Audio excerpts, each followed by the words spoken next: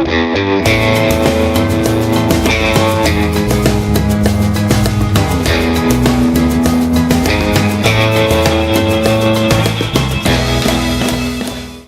is this thing on? Hello? Hit it again. I think it's on now. Welcome to Hiker Trash Radio, where each week, Doc will drag some colorful characters out of the woods to talk trail and Type 2 fun. If you're aspiring hiker trash, or if you're just looking to understand the hiker trash in your life, look no further. So lace up those boots, gnaw on some jerky, and settle into your 20-mile pace as we fire up the podcast from somewhere deep in the backcountry. It's time to embrace the suck.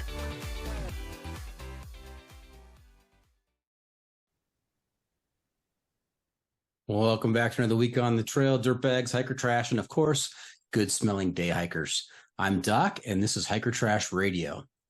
Hey, if you like what we're doing here, help us out. Take just a minute, leave us a review on Apple Podcasts. And if you don't like what we're doing, just go ahead and keep that to yourself. All right, let's get to this week's guest, who is a bike packer, backpacker, and the owner of Marion Outdoors and the Mary Inn Hiker Hostel. Welcome to Hiker Trash Radio, Andrew Livingston. How's it going, Andrew? It's going well. I got the kids in bed and ready to talk about backpacking or anything outdoors. Yeah. All right. And so for those of you who don't know, including myself, where is the Mary Inn Hiker Hostel located, and where are you calling in from tonight? The Marion Hiker Hostel is located in Marion, Virginia, but I actually live in Abingdon, Virginia, which is outside of Damascus a little bit. And yeah, that's where I live, and I work in Marion, Virginia. Okay. So it is, you say that you have the kids in bed. It's a little after 9 over there as we are starting our recording tonight. How many kids do you have? I have 2 kids, 5 and 7. Yeah, this is way past my bedtime, but I'm okay with that. I thought you were going to say you had 2 kids, 17 and 19, and you got them in bed already. No, that's it. Lights out, homework's done. It's summer. But okay, right. 5 and 7, great ages. Those are great ages for your kids. Yeah, I took them to swim lessons tonight. They're exhausted and ready to sleep. It's the way to do it. Good planning. All right. Hey, Andrew, in all your time on the trail, either as a bike packer or backpacker, have you picked up a trail name? I sure have. It's an interesting story. I've had this name for 20 years, and it actually started off as a nickname in college. My best friend gave it to me, which is Coach. And about 2 years ago, I was trying to decide whether or not I should change my entire career to something else. And I went on a long section hike of the AT, and I started hiking with some thru hikers. And every morning I get up and I do some sort of yoga, a little segment that I learned in grad school. And they started noticing that and wanted to join me. So I started coaching them in yoga every morning. And all of a sudden they started calling me Coach.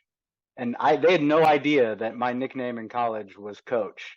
So I took that as a sign and I said, okay, it's time to switch careers. I'm going with Coach. Let's do this. So that's where that came from. That's absolutely a sign. If it comes up twice, totally unrelated, years apart, it's meant to be. Yeah, it blew me away. It was amazing. Yeah. Okay. So probably for the rest of this episode, I'm going to call you Coach because it's like we're on the trail. I like it. I'm Doc. That's not on my driver's license or on my paychecks, but that's what it is on the podcast. We're out here in nature, on the trail, reminiscing. And also, you should know that I'm always on the lookout for a trail name for the episode during our conversation. Oh, so similar to trail names on the trail that we give people, it could be from where you're from. It could be a peculiarity of your personality. It could be something funny that happens or is said. And so I like to take that same philosophy and apply it to the episode name. I love it. Okay. Now, Coach, have you had a chance to listen to the podcast before? I have. I've listened to a couple of episodes, especially since you invited me on. I like to do a little bit of research. So that's what I do with my entire life is I have to research everything. I'm an only child and I'm nervous all the time. I have anxiety, so I have to make sure I'm always researching everything so I'm ready for it. So yes, I have listened to a few episodes. I love it. Thank you. Thank you. I was not fishing for compliments, honest. I was just want to make sure that you are aware of a segment we do towards the end of each episode called the Hiking Hack. And that's where I will turn to you and ask you to share some trail wisdom with our listeners to make their next outdoor experience even better. So don't be surprised when we get there. Sounds good. As the only child who over prepares, do you already have a hiking hack in mind? Sure, absolutely. Okay, Yeah, don't give it away no, yet. I won't. I'll Save save it. You Okay. got it. All right. Hey, and as I mentioned before we went on the air, this is a momentous episode. So congratulations for being on this particular episode. Thank you very much. Yes. Anybody who knows me in my personal life knows that we've gone through like a month of just upheaval in the Doc household because we've had some renovations going on, a lot of work on the house, and just by happenstance, I don't know if it was good luck that just fell into my lap or if I don't know what happened, but I was able to carve out some new studio space in the house. And I'm so excited by this. I'm not putting up the virtual background that I usually have, which is a scene from Evolution Lake with Mount Darwin and Mount Mendel rising up over it. This is actually, if you're not watching this on YouTube right now, if you're just listening to this, if you want to see what the studio looks like, I've got my real background up right now. Good times. So actually, you should be the one getting the congratulations. So congratulations on your new space. Thank you. I got some new equipment, new desk, I'm looking at you now on a 55-inch monitor that's on the wall in front of me, which is, I told my wife, I said, hey, I'm going to use a TV, a flat screen TV, going to mount it on the wall, going to use that as the monitor for the podcast studio. And she says, how big? And I said, 55 inches. And she says, oh, no, that's too big. And I said, it's being delivered tomorrow. It is what it is. That's the way to do it. You ask for forgiveness instead of permission sometimes. That is definitely the way, for sure. Okay. On to our first segment. Trailblazers Toolkit. That's right. It's time for the Trailblazers Toolkit, sponsored by the Ultralight Backpacking Gear Company, Six Moon Designs. Now, Coach, I love to talk about gear on the podcast, and I love to hear about the most important item in my guest's adventure gear. If you were preparing for your next adventure and I was the one providing you with all your gear, what is the one specific piece of gear you would insist on being packed? Give me all the specifics on that piece of gear and tell me why you got to have it out there. And this can be any type of item. It could be gear, it could be apparel, it could be a luxury item. So, Coach, what is that item in your toolkit? So this is something that I started using probably about a year and a half ago, and I cannot live without it right now. It is my portable bidet. It is a Kulo Clean portable bidet. It fits on my water bottle. It has the purpose of cleaning yourself, which is very important, but also it cleans off my bike when I'm bike packing. If my legs get muddy, I can clean off my legs. So I do not leave the house without my Kulo Clean portable bidet. It's ultra light. You barely feel that it's in your pack. And I see way too many piles of toilet paper on the trail. So I highly suggest everyone go get themselves a portable bidet. When you were halfway through your first sentence in that little bit right there, you said that you started using this like a year and a half ago. For whatever reason, I knew you were going to say portable bidet. I don't know. I don't know where it came from. I just felt it coming. Very nice. Just like we do out there on the trail sometimes. Yeah. That's it. Yeah. No, I love that thing. I have to ask, how long did it take you to learn how to use that correctly and accurately? It took a few trips. Yeah. I started off by taking some wipes as well, just in case. But after a few trips, and in the morning, I'm making my coffee. I'll pour some warm water in the bottle with some cold water so it's nice and warm. Highly suggest that as well. That's how you use it properly. Warm up your water and then go clean yourself. That's almost a hiking hack right there. Yes, absolutely. There's another one, a bonus hiking hack. Yeah. Now, hiking, if you want to be completely awake when you start your hike, then use ice cold river water for the portable bidet in the morning. That will certainly wake you up for sure. Yeah. All right. It's the hiking pole. All right, Coach, time for the hiking pole, and that's pole spelled P-O-L-L, like a survey, not like the thing you hold in your hand. That's good. I like to explain that to every guest because I think I'm pretty clever for coming up with that whole concept. A little play on words, and everybody's reaction is just the same as yours. Yeah. I should have laughed. Yeah. So this is a 7-question survey that helps me give you a score on the sanity scale from 1 to 100. with Oh, 1 being completely insane and 100 being completely sane. yikes.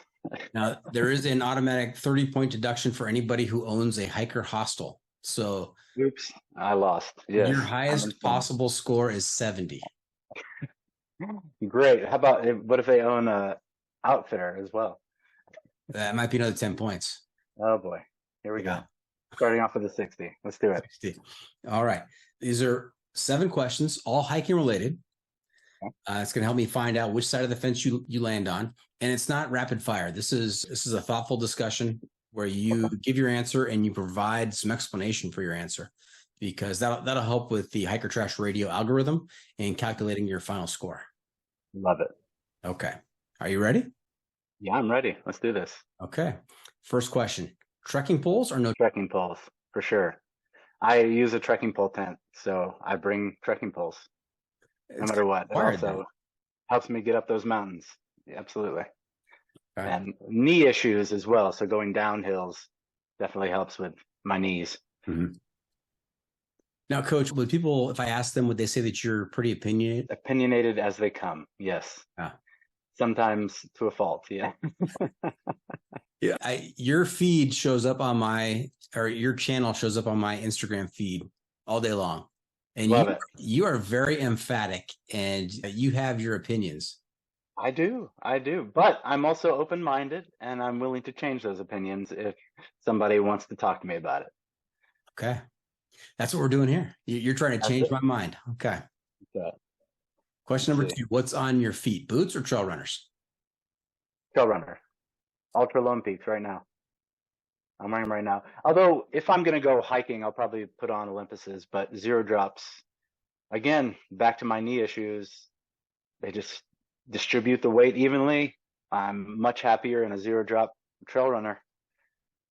And Lone Peaks every day, Olympuses if I'm on the Appalachian Trail or a Rocky Rudy Trail. Yeah. And what are the difference? What's the difference between those two pairs? Those two brands? Cushion mostly. They're both Ultra. Mm-hmm. Ultra Lone Peak and the Ultra Olympus. The Lone Peak is more of a minimalist shoe, so there's less cushion. The Olympus just has a thicker bottom. Both very wide. I have wide, flat feet with a wide foot box. Mm-hmm. Yeah, so prevents blisters, keeps my wide feet happy. The Olympus has that nice 5-6 inches of cushion on the bottom. It's a lot of cushion. It is. Sometimes that's why I can't wear them every day. A little too much, and I don't even run in them. I run in the Lone Peaks. There's something about the Appalachian Trail that just digs up into your foot, so I put on a little more cushion. Okay. Question number 3. I already know the answer to this, but I have to ask it anyway. It's part of the poll. Question number 3. When it comes to your shelter system out there, tent, tarp, bivy, hammock, or hey, let's just cowboy camp? Lately, tent. I have a couple of tents. My favorite right now is the Dan Durston X-Mid Pro 1. Love that thing. I use the Z-Pax Duplex for years as well. And every once in a while, like I'm about to try a Dutch wear hammock on my next trip. But because I consider my job to also try out everything. And I've heard great things about the Chameleon, so I'm going to give it a shot. Hammocks, in my opinion, great for naps, but I've never been able to sleep an entire night on a hammock. Really? Yeah. I went a few years just using an Eno hammock while camping, and I loved it. Yeah, and you got to be able to sleep on your back. That's all. Yeah, that's it. Really be comfortable. Yeah. That's the key. Which as long as I hike many miles or ride many miles, I can sleep anywhere there is. So. Yeah, sleeping on your face, on your stomach in a hammock, unless you have a very flexible back, it just doesn't feel too good. It does not work, no. And it's funny, in a tent, I do sleep on my face. But. All right. Question number 4. I also know the answer to this because I can see what's behind you. When it comes to your sleep system, you prefer a sleeping bag or a quilt? I'm a quilt guy. Love the quilt. Gotta have it. I move around way too much, especially on a tent. Did you start off with a sleeping bag when you got out in the outdoors?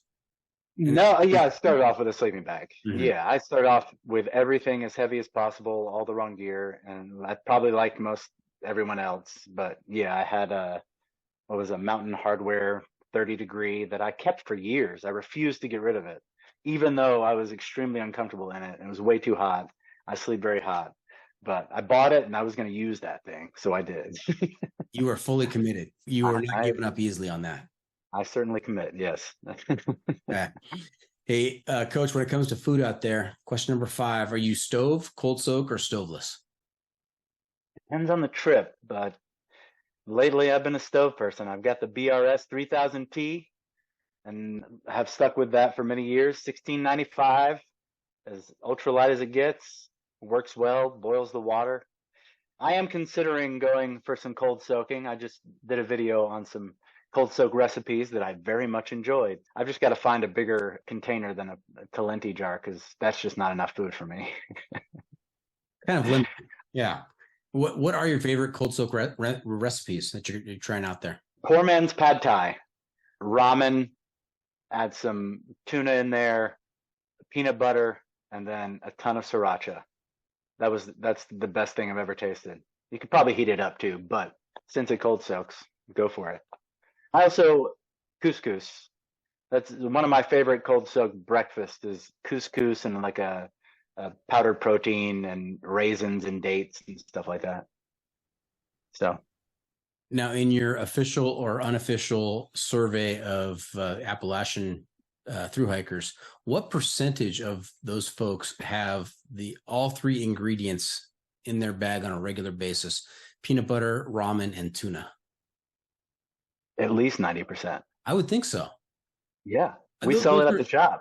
Those are common ingredients to carry, common food items. And you should. You can find it at every Dollar General and every store. So you're going to run into a ton of Dollar General. So you better get used to some tuna and peanut butter and ramen. All right. Question number 6, is life better above or below the tree line? I just hiked Rome Mountain. I think above. I'm a fan of above. Maybe not camping above, but definitely hiking above. You are rarity. Most of my Appalachian guests, they will live and die by being in the trees. Really? Yeah. Oh, come on, Grayson Highlands, Roan Mountain. No, I love the views. I love the breeze up there. I'm definitely above. And yeah. But I will camp down in the trees. Okay. Yeah. Question number 7, last question in the poll. What's more important, pack weight or luxury items? Oh, that's tough. I'm going pack weight. I tend to hike way too many miles for my own good. And if I keep that pack weight low, I will not hurt myself.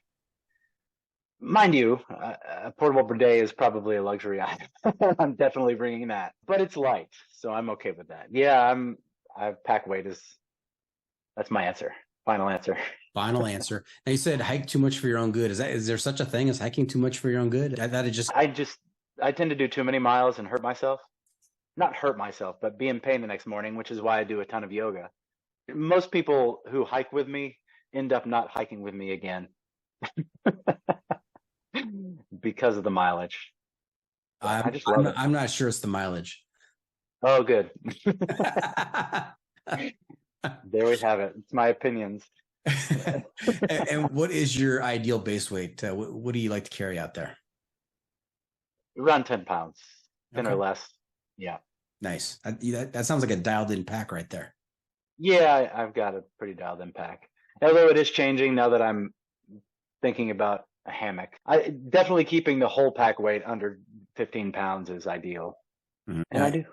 You guys on the East Coast, you guys do bear bags, not bear canisters? Bear bags, yeah. Okay. Although bear canisters became extremely popular this year because there were some aggressive bears on the trail. Mm-hmm. I still won't use them, but who knows? Maybe after this trip, if I run into an aggressive bear, maybe I'll switch. Who knows? Now, this is not a question in the hiking poll, so this will not impact your score. If you're carrying a hammock, does that then exclude the need for a bear bag? If you just put yourself high enough in the tree with your food and your pack, you're good to go, right? You don't need that extra. I'm afraid of heights, so I'm not getting too high up there. Yeah, bear burrito. Hey, Coach, stand by. I have to do some math. This is a bad thing because I was an English teacher, so it takes me a little bit here. I got to use all 20 digits. So I got to carry the 2. We're going to divide by pi. I'm going to multiply by root 5. I make this as complicated as possible so that nobody can figure out exactly what's happening here. And then I'm going to make a slight adjustment for the width of your toe box. And I come up with a score of 53. Oh, am I insane? I forgot the. Yeah, the lower the score, the more insane. You're just north of the midway point. I'm average. Is that what that? Far from average, but good. You're slightly closer to sane than insane. Okay, I'll take it. Okay. All right. Now, hey, before we get too far down the trail, let's back up a little bit. Tell us about your background, where you grew up, what kinds of sports and hobbies or activities were you involved in as a teenager, and how did you get involved in the whole bikepacking, backpacking cult? Sure. I'm originally from Western North Carolina in a town called Hendersonville, which is south of Asheville. Whoa, Coach. A lot of directions there. Western, north, south. All we're missing is east. You got to work that in, man. Oh boy. Let's just call it Hendersonville, North Carolina in Western North Carolina. How's that? Okay. So my first activity ever, my aunt was a dance teacher. And so my mom put me in dance lessons when I was 3 years old. So I was tap dancing and in ballet right away.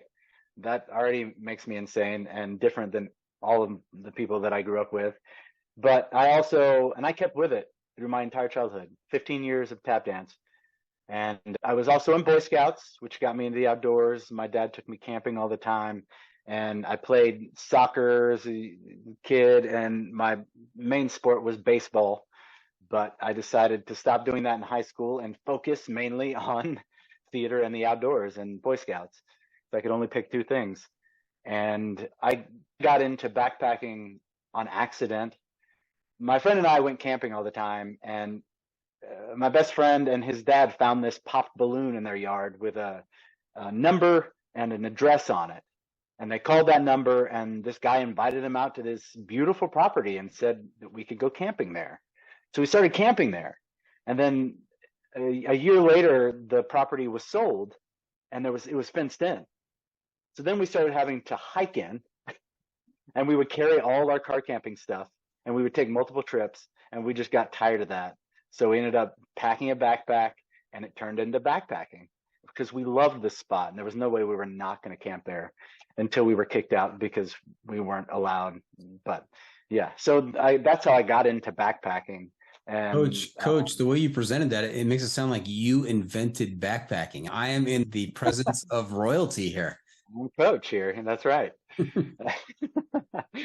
It just worked out that way. I really had no idea.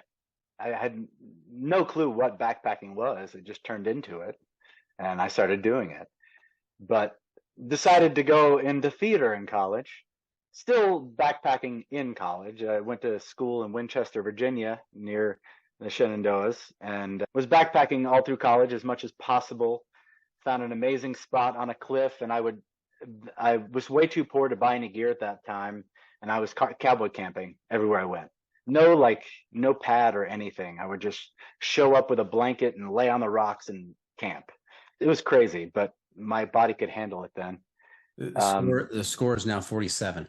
Yes. All right. I'm thinking the lower it is, the better. Out of college, I went on a tap dancing tour. So I was a professional tap dancer for a year, touring the country. Wasn't able to do much backpacking at the time. Were you part of a troupe or were you solo? It was a troupe. Yeah, it was a dance company called Dancing on Common Ground. Yeah, I made a living tap dancing and doing theater for many years, trying to backpack. But in the theater, you work 6 days a week. You only get Mondays off. And that was my life. So Sunday night, I would go night hike to be able to backpack. And that's all I could do for many years until the pandemic hit. And that's all I did was I was out on the trail or I was bikepacking. Where was I? That was me growing up. Mostly in theater, always outside, loving it all the same. And the theater was just I had done it for 20 years, and then the pandemic hit, and I decided let's change gears and pursue my other passion. And we bought a building in Marion, Virginia. I opened an outfitter, and there happened to be a great space above the outfitter that I could open a hiker hostel, and it's an official Appalachian Trail town. So it worked out. Here I am, a year and a half later. Fantastic. Couple of follow-up questions. Night hiking, were those extended excursions, or you just do it one night at a time? One night at a time. No, yeah, because I only had one or two nights. So I only had Mondays off. So I'd leave Sunday, hike all day Monday, then come back early Tuesday. That's my backpacking for the time that I was working, especially in Abingdon, Virginia at the Barter Theater, where it was a year-round theater, full-time job, only Mondays off. Now, so just getting out as much as possible. What are some of the productions that you starred in over the years? Some of my favorite, Richard III, Shakespeare. I was the Tin Man in The Wizard of Oz. I like plays mostly, but did a lot of musicals. La Cage aux Folles, I did that one, which if you know the movie Birdcage, that's the musical it's based off of. Let's see, I did 7 a year, so it's hard to remember them all. Mamma Mia, that was one of them. What other plays? You have a favorite role? Richard III. Yeah. Oh, 1984. I played the lead in that. We did a play version of that novel. That was an amazing role. And La Cage aux Folles, I was way too young for the role, but it's amazing what makeup will do. It was probably the most difficult role I've ever played. So there's something about jumping into something that's terrifying and difficult that ends up always being the best experience. Kind of like a thru hike. Kind of like a thru hike or starting a business. Yeah. Yeah, I always run towards the pier. So that's. Now, Coach, if we go into Marion Outdoors, what kinds of stuff do you sell in the outfitter? My original goal was to get everything that I use in there, which it turned out to be very difficult to just ask people to sell their stuff, especially cottage brands that I used, and even the bigger brands. Apparently, you have to have, like with Osprey, you have to have sold backpacks for a year before they'll let you sell their backpacks. How do I do that if I'm just opening a store?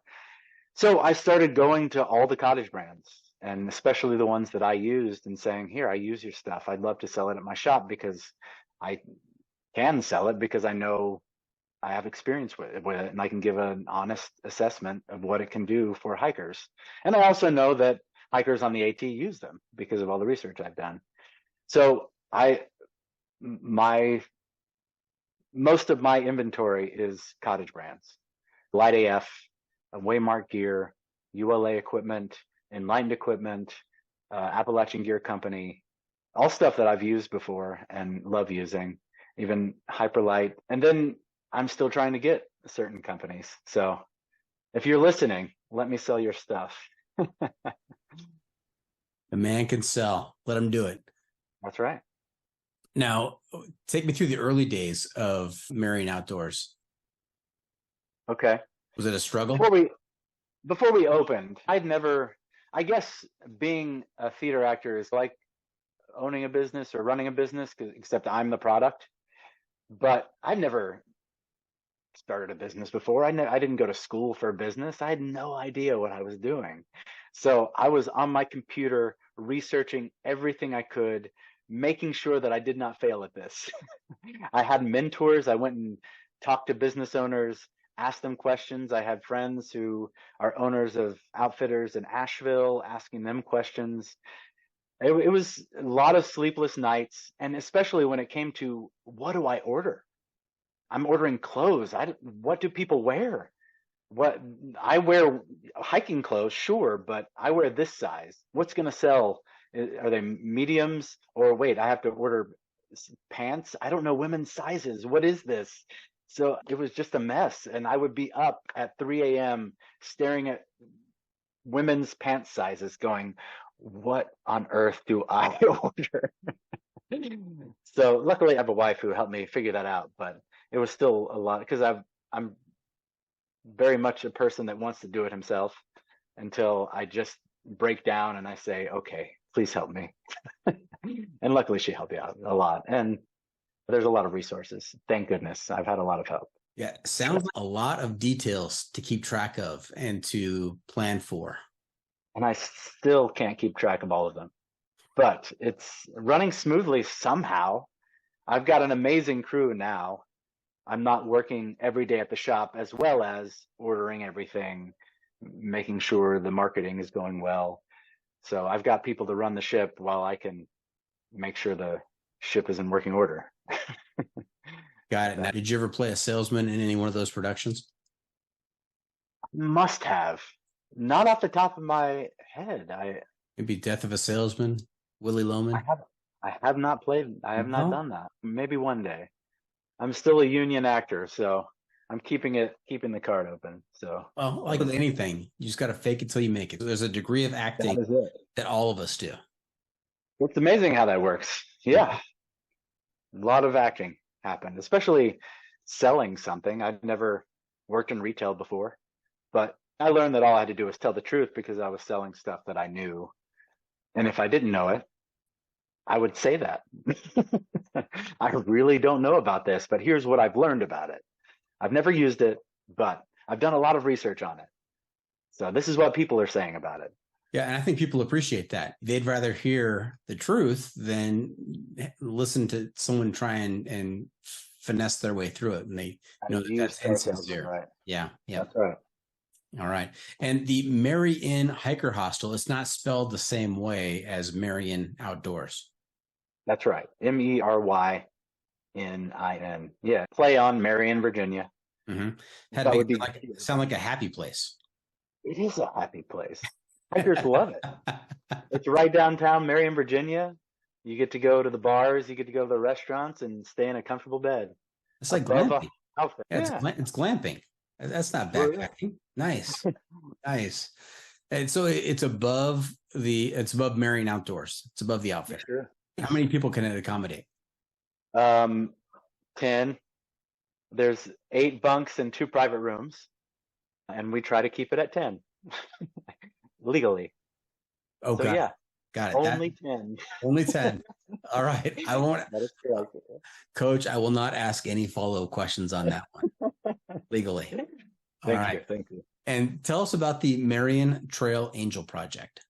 Yeah. So when I came to town, I found out that there were a lot of locals interested in what I was doing, and the fact that there were hikers coming into town and spending money and enjoying Marion. And they started asking me what they could do. And at first I had no idea. So I decided to start the Marion Trail Angel Project, where people can donate to either help someone who can't afford a bunk, pay for a bunk, or I would do trail magic in the store, like have hiker parties and feed hikers and get people to the hospital if they needed to, pay a shuttle driver, or get them to the airport, pay a shuttle driver. So that is what the Marion Trail Angel Project does. It helps out hikers, and we take donations, and people have been very supportive. It's amazing. It's fantastic. The trail community in general is a very supportive one, but that is a fabulous project that you've organized. So thank you very much for that. Absolutely. Now, Coach, you are a father of 2 young children. You've got the outfitter, you've got the hostel, you've got your social media feeds. Is that what pays the bills? It sure is. Yeah. It turned out that the outfitter was needed in Marion, and it has done extremely well. And the hostel helps out the outfitter. And then TikTok started blowing up, and that also helps pay the bills. I didn't know that was a thing. A friend of mine was doing it and said, you should start this. So I did, and it's working out. Yeah, that's helping support the family. And another reason why I left the theater was I never saw my kids at night because I had shows. But now I can see them all the time. I can take them to their swim lessons. I can put them to bed. I can read them bedtime stories, and also make a better living. That's great. That's fantastic. You'll be able to hang up the tap shoes for good. Oh, I still put down throw the them on every script. once in a while. All right. Hey, we are going to take a quick break. When we come back, we're going to hear about some of your adventures out there in the bike packing and backpacking world. We're going to hear from the advertisers, pay some bills, and we will be right back. Stay tuned.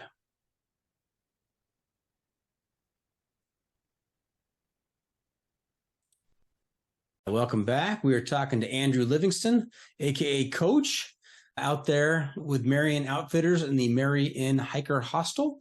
And we heard just a fascinating story about you, your origin story, how this all came together. It's not very often that we see a tap dancing, Boy Scouting, soccer playing actor who uses a bidet evolve into an outfitter and a hostel owner. What are the odds? You're 1 in a billion, buddy. Perfect. So my score has lowered, hasn't it? That's right. Yeah, we're down in the 30s now. Great. Now, when I introduced you, Coach, I said that you were a bike packer and a backpacker. Yes, First indeed. of all, before we get into either one of those, what is the difference between those two? Just for those folks who are hearing bike packing for the first time. What I tell people, the difference is instead of carrying your stuff on your back and hiking, you're carrying your stuff on your bike and cycling. And there are certain trails you can't go on a bike, but you're still taking single track, double track roads, going further, in my opinion, bike packing, but the same idea, camping along the way, carrying all your stuff just on a bike. And I guess you can throw your backpack on your back and hop on a bike, but much more comfortable to carry it on bags on your bike. Okay, so what are the different types of bags you can outfit your bike with? I mean, with backpacking, it's the one bag, maybe a fanny pack as well. But what kinds of bags do you have on your bike? So I've got the frame pack where I keep the heaviest stuff, mostly my food, my cook kit, and then the handlebar bag, which is where I keep my tent and sleeping pad. And then there's another little, like what I call my purse on top of that, which is something that I keep my poop kit and my water filter in, my wallet, so that I can just grab that and go into a store, grab that and go into the woods.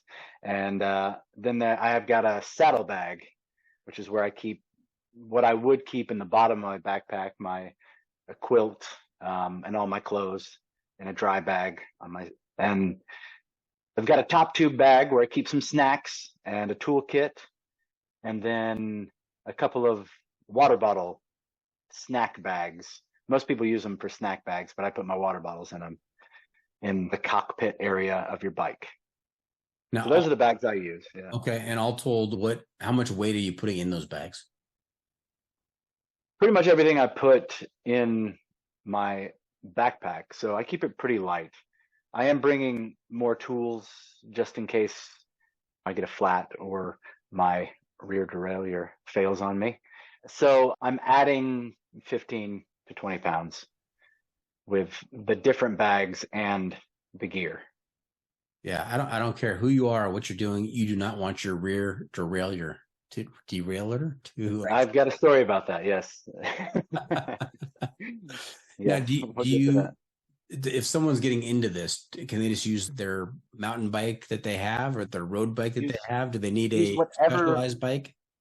No, you can use whatever bike you have. If you have a road bike, I would stick to roads instead of going on trail. If you have a mountain bike, certainly go on trail. But when I first started, I was just strapping stuff to my bike.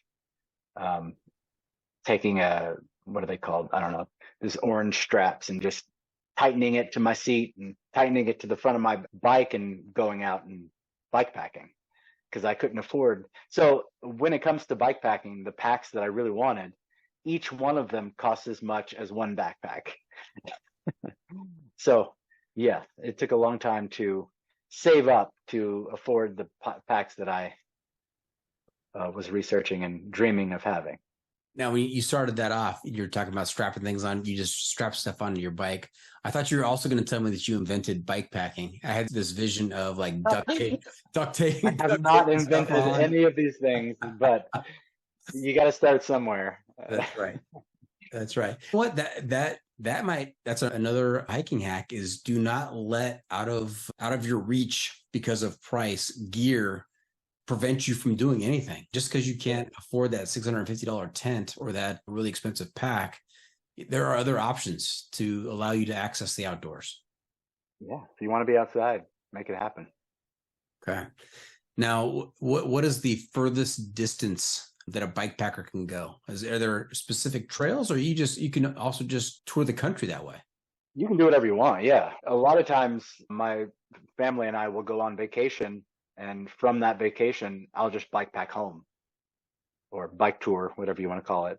But what I do is I go on bikepacking.com, and they've got hundreds of routes in the country, and I pick one and I go do it. There is one that I dream of doing, the Great Divide Trail from Banff, Canada to Mexico.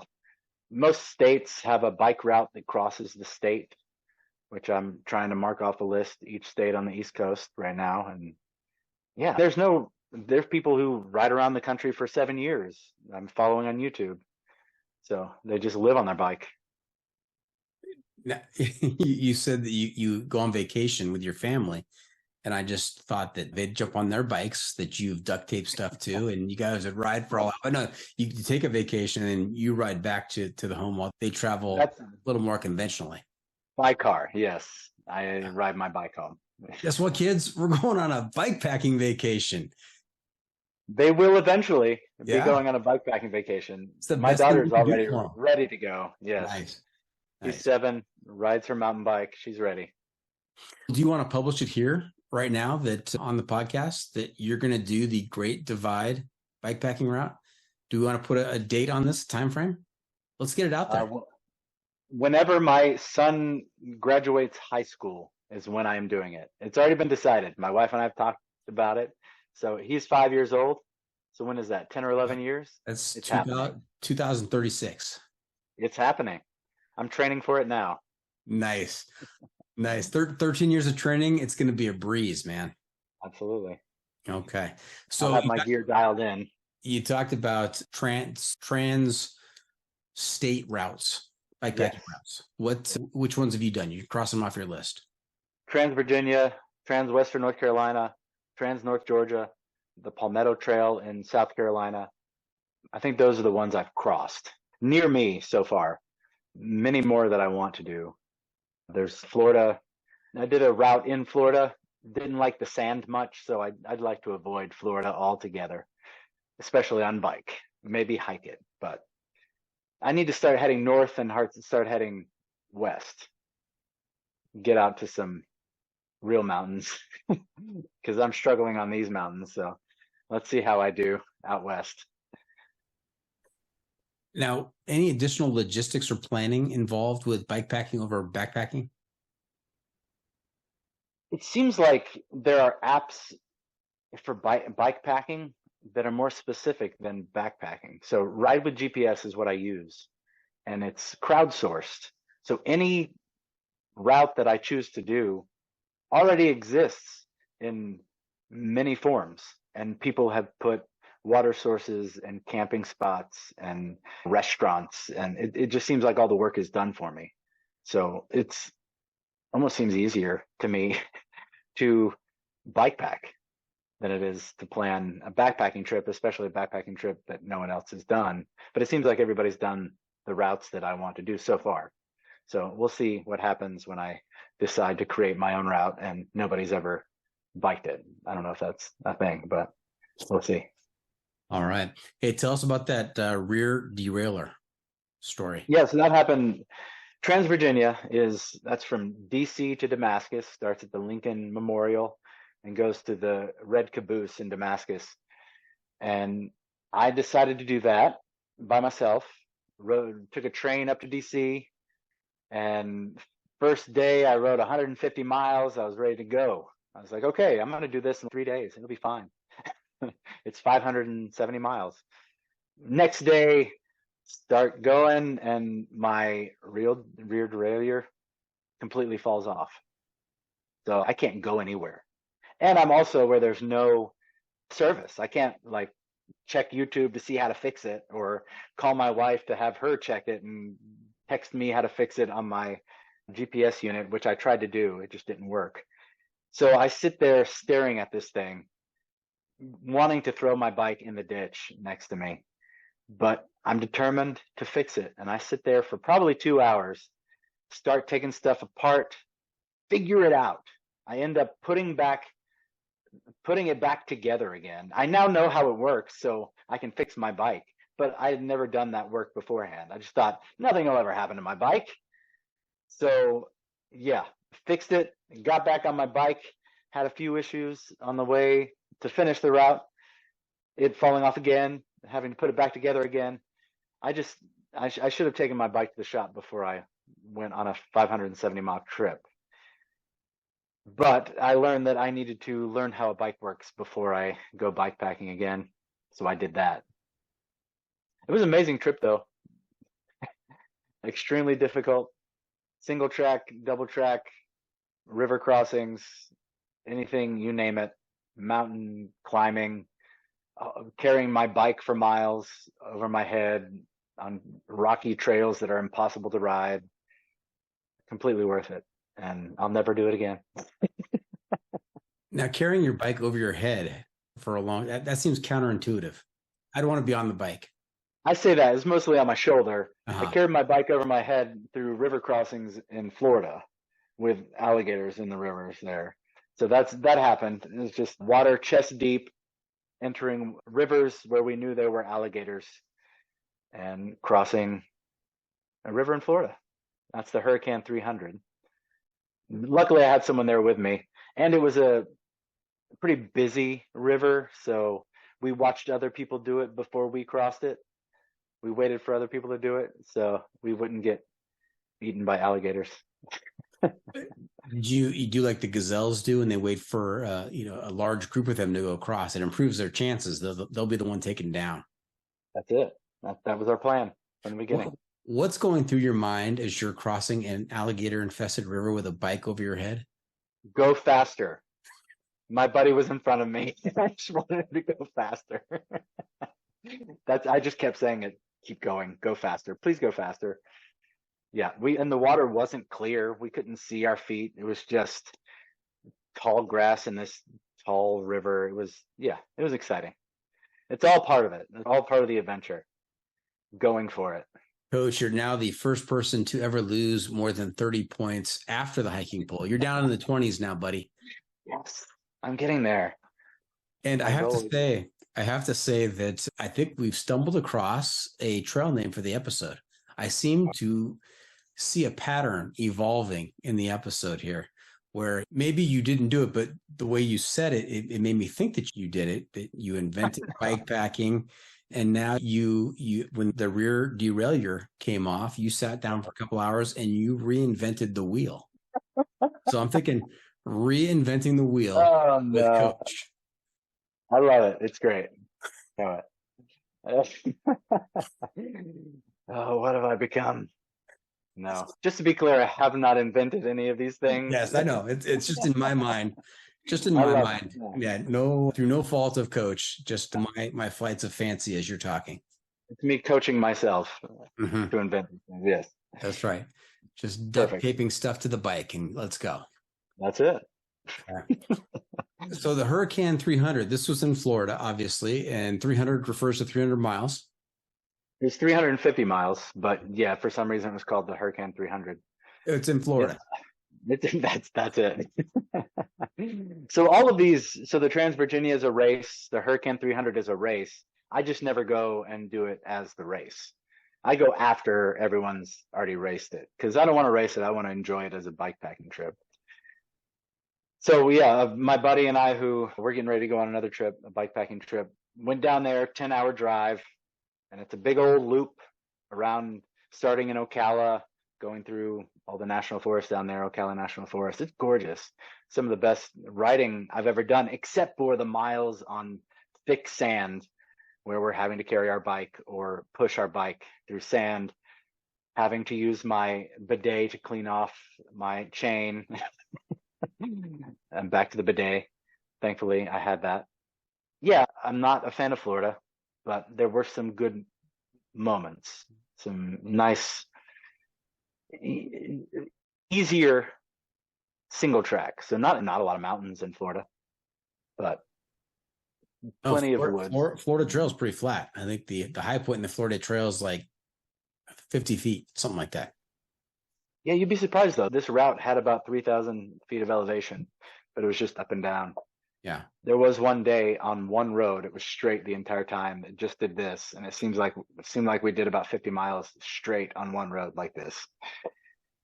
And it's always seemed like we could see the end, but it was a mirage. It just kept going. That's right. Now, Coach, which is faster, you carrying a bike while you're walking through sand, or an alligator on that sand? Most likely an alligator. And we did see there are plenty of alligators. No, I think if there was an alligator chasing me, I'd be pretty fast. And I'd know to zigzag. Isn't that what you're supposed to do? That's what I've heard. That's what I've heard. Yeah. I'm pretty fast when there's something chasing me. All right. Hey, let's switch to backpacking. Now, okay. What kinds of backpacking trips have you gone on? Mostly I'm a weekend warrior when it comes to it because of the amount of work I've done in my life.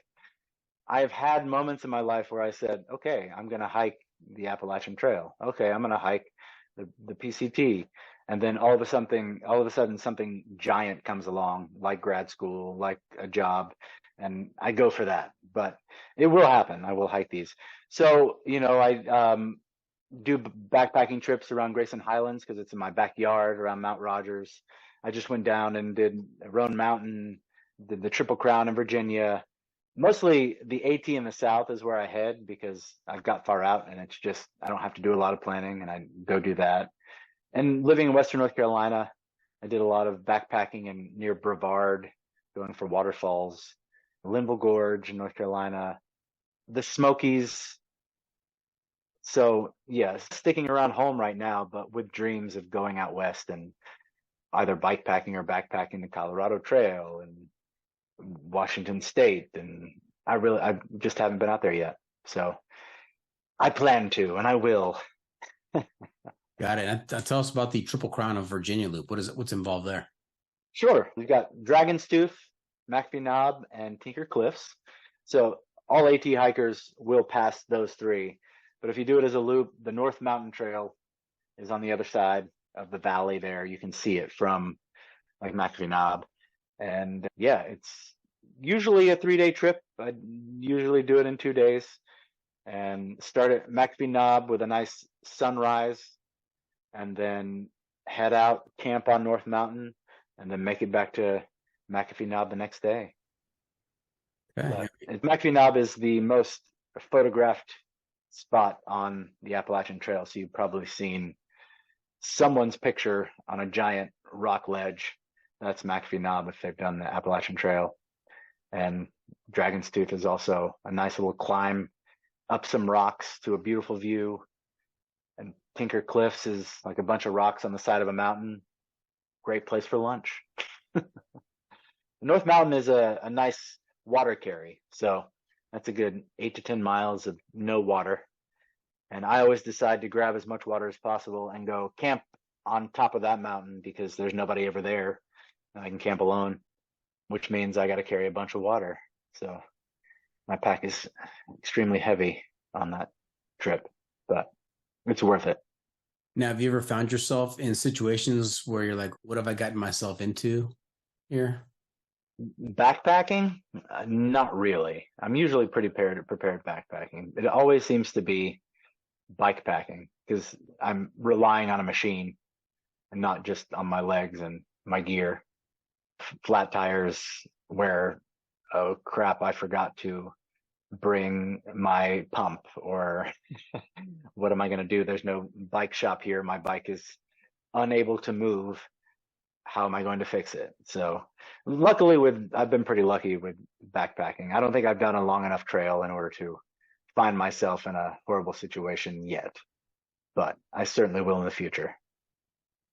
Okay. Now, how about some memorable trail names you've encountered out there, either on the trail or at the Marianne Hiker Hostel? Dirty ones, okay. Those are the ones that some guy this year came in with dick butt Apparently that's a character, and he had it on his food bag, Dick Butt written, and that became his trail name. We'll always remember that one. I've got them all written on my wall at the Mary Inn, and I can't think of one. Let's see. Two-step, we just had Sunshine, Buttercup. There have just been some crazy trail names. I need to write them down and have them prepared for next time. I'll do a video soon on the social media where I go and read a bunch of fun names off my wall at the Mary Inn. Yeah, Yeah. Oh, yeah. And when I'm having these people write these names on my wall, I often regret it when there are names like Cum Bubbles and Dick Butt, because they're writing it big on my wall and it will forever be there. So there are some horrible trail names out there. And they're always like, no, it's not what you think. It's not what you think. Okay. All right. You just happen to have that name. Okay. Got it. And you're writing it very large on my wall. Yeah. Here's a pro tip for you. If you have to say it's not what you think, it probably is. Yes. Yes, indeed. All right. Now that's the perfect segue to talk about your social media feeds, because if someone were to tune in to TikTok or Instagram and your face all of a sudden splashes on their screen, what are they going to see? What are your social media feeds all about? My opinion. So I started most of them as a way to advertise for the store, but then I realized that it was an outlet for me to be able to perform more. So you're getting a heightened coach character shouting out opinions about backpacking, mostly backpacking, because my outfitter is mostly backpacking based. The most popular thing on the Appalachian Trail, the best gear, my opinion on it, my opinion on dehydrated meals. Yeah, you're getting me screaming at you, hopefully in an entertaining way, my opinion on all things backpacking. Now, Coach, to tell you the truth, I did not know what to expect about tonight's interview. Just judging you from your social media feeds, I didn't know if I was going to get this like in your face interview tonight or not. And I'm frankly a little disappointed that we haven't seen any of the animated Coach come out. So what I want you to do is I want you to think back to the last few that you've done, and I want you to recreate it right now on the podcast. Can you recreate one for us and just go full Coach mode? I will, but first I want to say I'm actually an introvert. My outlook. Okay, let's see here. What did I do today? My problem is I go on and I improv, and then I forget about it. So most of it is like on the spot, in the moment. I have 30 minutes to drive. I try to think of an idea on my way to work. It's a 30-minute drive. I do it first thing in the morning. I edit it and I put it out. What it was today? Oh yeah, today was. Oh yes. This is the most popular backpacking food. Okay. It's embarrassing having somebody watch it. I do it by myself. This is the most popular backpacking food you don't have to cook on the Appalachian Trail. So I start off with a title like that, and then I just spout out a bunch of ideas, and I edit in the best ones, and that is my social media. And I'm not going to lie to you. I actually think these things, or I've run across hikers and many AT hikers and ask their opinion about gear every day. So it's all the truth. It's just me being crazy and in your face about it. Nice. And you have a signature look. This hat, right? This hat, right? Yeah. Tell us about the hat. Where did that come from? I started off wearing just a normal like trucker hat with my store logo and never got any views. And I used to wear a hat like this back in college when I was called Coach. And I was like, I need another hat like that. And I bought it and I started wearing it in the videos. And then all of a sudden I started getting views. So this hat did it. The magic is in the hat. Now, for our listeners who aren't watching this on YouTube, what is the name of that type of hat? I call it a Gatsby hat. So it's like a flat cap, but with more body. So like the Great Gatsby would wear this hat. Yeah, so it's not quite a flat cap, but yeah. it's got a lot of character. And I spent some good money on this one. I love it. It's the best I've ever had. Now, did you ever play Jay Gatsby? I have not. I would love Wow. to. Yeah. Missed out on that one too. Look at this. Didn't play Jay Gatsby, didn't play Willie Loman, and yet here you are wearing his hat and selling stuff. I think Willie Loman will happen in a good 20 years. Give me some time to age into him. I'll throw him in the mix. All right. So if you are ever fast flicking through TikTok or through Instagram Reels and you see a guy with a Gatsby hat on, stop, watch the tirade, soak it in, experience Coach in his pure element there. That's right. That's right. I get to perform again. So nice. Yeah, I think it's awesome to have a creative outlet like that. This is my creative outlet, doing this podcast, talking to people, asking questions, having fun. I really enjoy this. And I don't know where I would get this in my life if I didn't have this. What was I doing before the podcast came out that really satisfied this creativity for me? For sure. And it's definitely doing that for me. And I just love doing it. I love it. And I think it's funny that you're an introvert, because typically I am not a big extrovert. I prefer to stay at home and watch TV rather than go to a party or something. So I feel you. Same here. Yeah. All right. Hey, tell us about the Appalachian Trail Town mural. Yeah, Marion, Virginia is an official trail town, but I had so many people coming into the shop asking if the Appalachian Trail was near here. I was extremely surprised by that. And I found out that there was a facade grant for the town of Marion. And I thought, let's put an Appalachian Trail mural on the side of my building and stamp this town as a trail town so that everybody knows it. So I applied for the grant, got a local artist to help me design it. And we got the grant and slapped it up on the side of my building. And now we have t-shirts with the mural design on it. And people take pictures of it, and everybody knows that Marion, Virginia is a trail town because it's a white blaze with this beautiful like flower bouquet around it, the AT symbol in the middle, and then Trail Town written down the side of the white blaze. That is brilliant. That is brilliant. It's a popular trend now to take pictures of yourselves at these murals. Nashville has a number of them. We went to Nashville a few years back. My daughter made me go to all the murals and take pictures of her. So you've not only done that on the side of your building, but you've also turned it into marketable merchandise. That's right. And they're selling really well. So come get yourself a AT mural t-shirt. Not bad for someone who's never been a businessman before. Working out. It sure is. It sure is. Now, what's next for Andrew out there? What are the next big adventures on your docket? In a few weeks, I'm actually going to go ride the C&O Canal and Allegheny Passage. It's 33 miles. I'm going to do that in 4 days with my buddy who I go bikepacking with. This fall, I plan to ride the entire Blue Ridge Parkway and Skyline Drive. I think that's like close to 500 miles, something like that. And I want to do that when the leaves change, because I've ridden a little bit of it in the fall, and I said, okay, this has to happen. So I'll be doing that in the fall. I've got plans to section hike more, go up in Shenandoahs this fall as well. Do some backpacking. I've got to do the long trail. I'm hoping to do that. I got invited to go with someone in October, and I'm still considering doing that as well. And then in the future, of course, the Great Divide Trail will happen. And I've already talked my daughter into hiking the Appalachian Trail with me when she graduates high school. Maybe take a break year and do that with me. And I've talked my son into doing the PCT with me when he's graduated. And then I'll take both of them with me on the Great Divide. Nice. That is fantastic. I love that. I love that. I've also planned on running a 50K. So I really got into this ultra endurance thing actually after the Trans Virginia, because I think the last day I rode 169 miles.